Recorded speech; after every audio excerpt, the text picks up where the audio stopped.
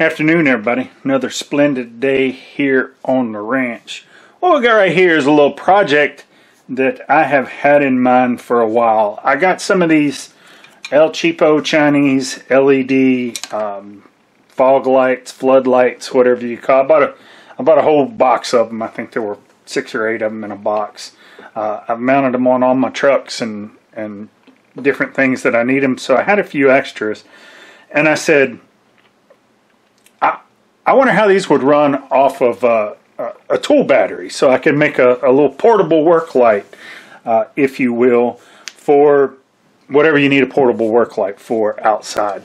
So I got my, this is just a 20 volt DeWalt battery, and you can go right into these connectors and you can see that that light works just fine on 20 volts.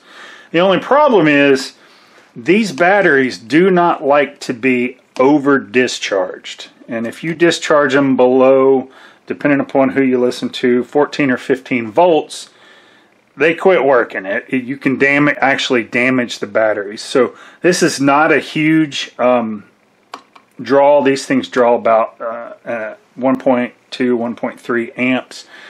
It's not a huge load for this battery, so there's no problem with that. But you don't want to draw these down, and this light will keep pulling power until you kill the battery. And you don't want to do that with lithium-ion batteries ever, ever, ever. You don't want to fully discharge them. Some of the older technologies, you can run them down to dirt and they'll be just fine once you recharge them. These things do not like that. So in order to fix that, or to get around that problem, what we can use is one of these cheap low voltage disconnect circuits. These things are great, and what they do is they have a couple of set points where you can say, okay, this will power my circuit, and if it drops below whatever voltage I set, it will kill the power to the circuit. And let me get this set up, and then I'll show you how that works. Now, for the rest of this, I'm going to get rid of my battery, and I'm going to use my benchtop power supply just so I can turn the voltages up and down with ease, so you can kind of see how this works. So here we've got the setup that I'm using. I've got my LED light connected to the output of the low voltage disconnect. I've got my benchtop power supply set at 20-ish volts going into the input. Once I turn that power supply on, you can see I'm now pulling 1.2 amps, or 25 watts, or 25 watts, however you want to look at that. My light is illuminated. I'm going to try to keep that covered up just because it boogers with the cameras. But if I turn this voltage down, once I get to 15 volts, it shuts off. And you can see, even if it jumps back up, I have to bring it back up to at least, I think it's set at 17 volts. Once it gets 17 volts, it kicks back on. So it's a real neat low voltage circuit.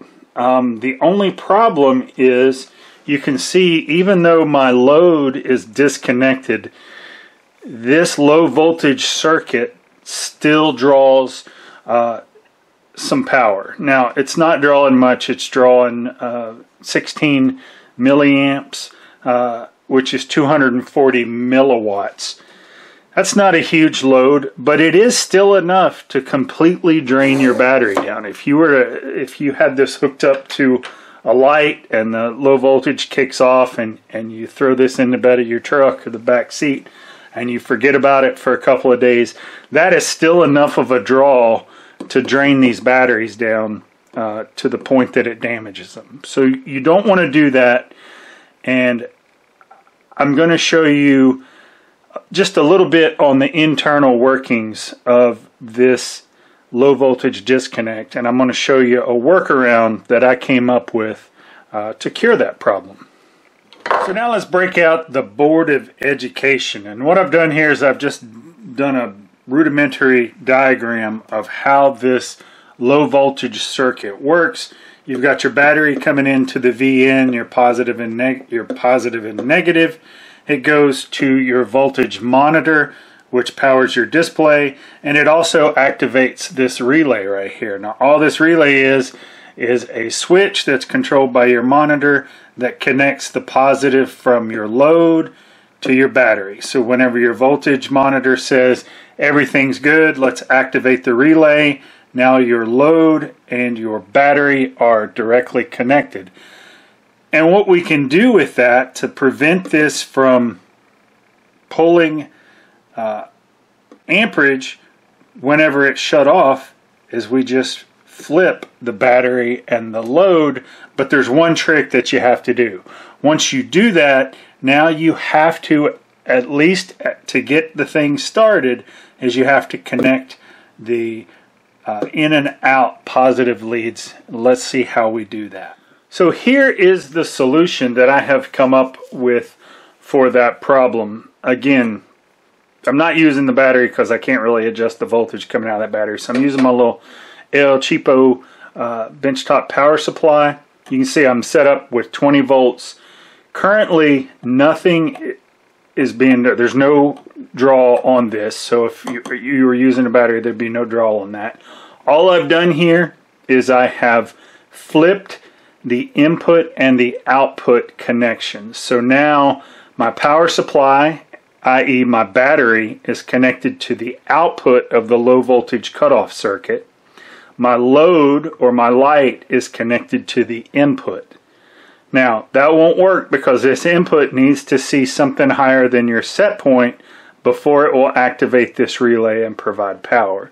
So what I've done with that is I have a normally open momentary push button switch connected between the positive lead of the output, which is now our input, and the positive lead of our input, which is now our output. So basically you're just tying the two positives together.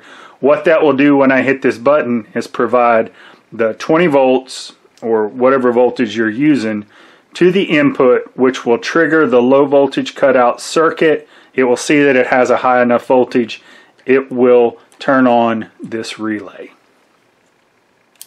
There you go. You can see my light is on. My low voltage cutoff circuit indicates 20.2 volts, which corresponds with what I'm putting in. You can see I'm drawing 1.2 amps and around 25 watts.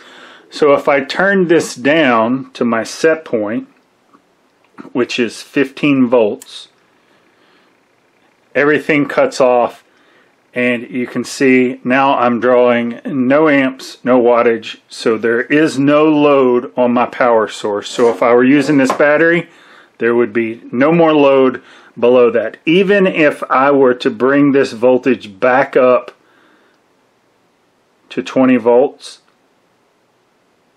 I'm still not going to reactivate this low voltage cutout circuit because this relay is now isolating my my voltages.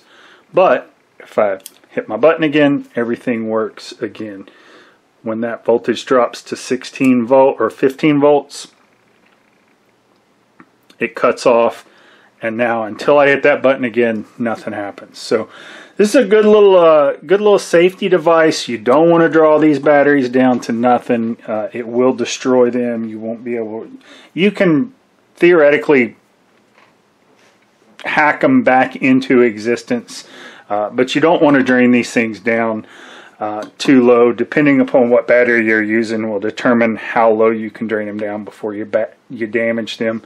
I'm going to set this circuit up for 15 volts, and I'm going to have a little portable work light, battery operated. So we'll see how that goes. So hopefully this helped you. Again, $5 low voltage cutout. I think these are rated for, I want to say 10 amps. It may be 20 amps, 30 amps. These are available eBay, Amazon. I bought this one off of Marlon P. Jones Associates. They're a great website for folks like you and I that like to do this hacking. I've been shopping with them since it was, you know, print catalogs and mail them a check back in the 80s and 90s. So they're a good company. Not sponsored by them, not connected in any way. But if you look up Marlin P. Jones Associates, they've got some good stuff, and they were actually cheaper than Amazon. So give them a look. There you go. Hopefully this little project helps you out, and you find it useful. So there you go. Have a good one.